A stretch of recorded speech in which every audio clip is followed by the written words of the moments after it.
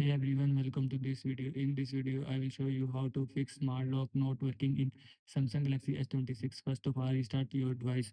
Swipe down, open quick setting panel, click on power off button icon, click on restart.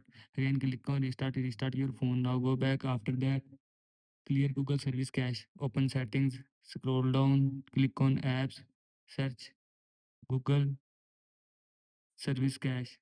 Now click on Google Play Services, scroll down, click on storage. Here you will see clear cache, and if you want to clear cache, then click on clear cache.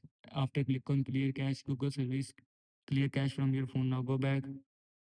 After that, software update.